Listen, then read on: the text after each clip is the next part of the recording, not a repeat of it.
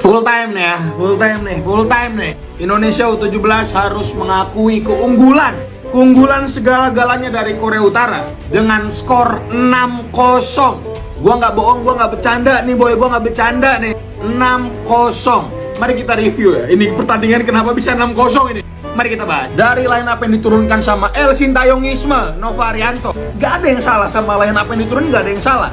Ini bener-bener the winning team. Tim yang bener-bener bawa kemenangan timnas U17 ini di laga lawan Korea sama Yaman. Semua sebenarnya berjalan baik-baik aja boy. Sampai akhirnya Korea berhasil cetak gol. Apalagi gol kedua ini boy yang menurut gua ini bener-bener ya harusnya nggak terjadi nih. Karena di momen ini Putu Panji kalah badan. Cuma nih ketika turun menu babak pertama, gua kira di babak kedua minimal di 15 menit pertama nih Nova Arianto bakal keluar menyerang karena kita butuh gol di babak kedua. Ternyata tetap enggak gitu. Bahkan sampai di menit 70 pun ketika kita udah ketinggalan 5 gol, kita tetap bermain secara mid block. Gak ada intensi untuk ngelakuin pressing. Dan satu yang gue sorot boy, padahal secara fisik nih ini udah cukup menjanjikan banget ketika ini foto ini naik ya. Gue kira tuh kita udah bisa imbangin gitu fisik main-main kayak Korea kayak gini. Dan kalau kalian perhatiin boy, nggak sekali dua kali pemain kita kalah badan. Gol kedua Putu Panji, gol ketiga kalau nggak salah Daniel, gol ketiga tuh, dan gol kelima Bek Al Ghazani kalau nggak salah. Artinya ini harus dievaluasi boy. Artinya fisik pemain U17 ini masih belum sebagus itu, masih bisa ditingkatin lagi. Dan gue nggak tahu nih Korea Utara makannya apa sih. Di babak kedua U17 itu udah berusaha ngelakuin segalanya untuk nyerang menurut gue. Umpan pendek 1-1 dipres langsung sama 4 orang. Dribbling 1 lawan 1 kalah. Umpan bola atas kalah. Ngadu lari juga kalah. Ya ini yang gue bilang kita kalah segala-galanya boy. Terutama di aspek mental. Kelihatan banget ketika kita udah kegolan lebih dari 3 gol, pemain kita udah drop banget boy. Kontrol bolanya lepas, salah buang bola, passing juga salah, dan lain-lain. Cuma gue himbau sama kalian nih boy, adik-adik ya gue himbau nih. Ini bukan akhir dari segalanya. Mereka masih usia 15-16 tahun. Dan yang paling penting, mereka tetap akan bermain di Piala Dunia 2025 tahun ini di Qatar. Tentunya ini akan menjadi evaluasi penting. Dan bagi gua nih ya, Nova Arianto harus tetap pegang tim ini.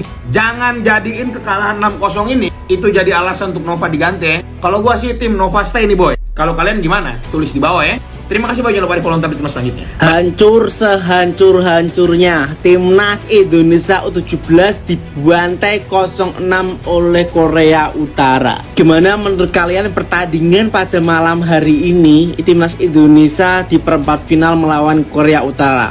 Menurutku pribadi ini kayak Timnas Indonesia tuh kayak diajarin cara main bola, diajarin 1-2 sentuhan, skema permainan yang enak antara bertahan dan menyerang. Jadi Timnas Indonesia kita itu diajari cara bermain sepak bola. Bahkan Timnas kita itu tidak ada peluang emas satu pun loh ya.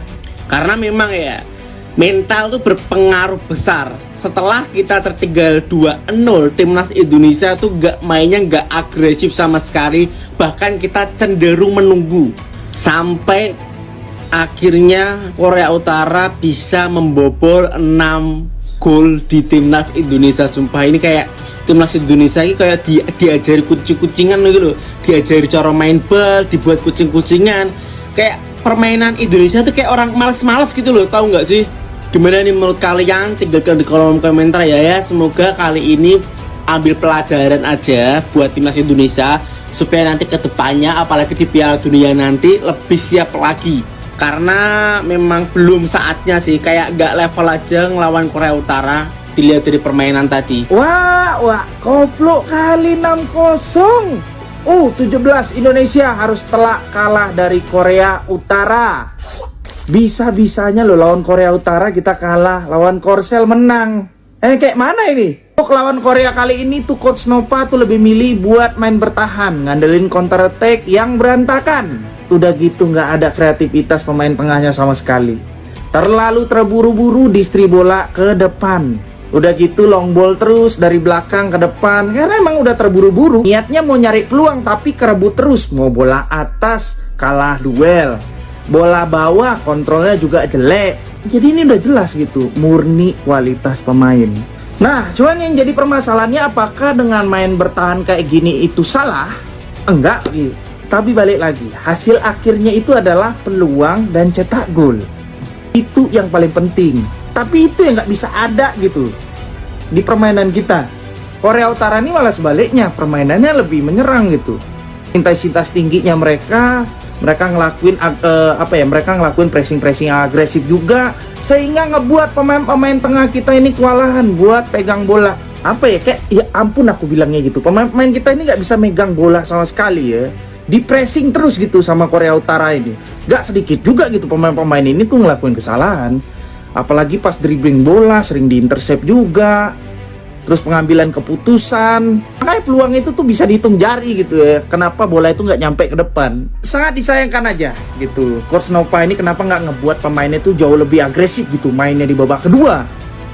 Karena kan kita udah ketinggalan 2-0 juga di babak pertama.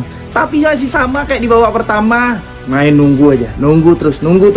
Kayak mana ya? Jadi enak kali gitu Korea Utara nih megang bola. Mereka tuh megang kendali permainan gitu selama 90 menit. Nah ini harusnya jadi pembelajaran ya, gimana aspek menyerangnya lebih efektif, terus juga bertahannya lebih solid.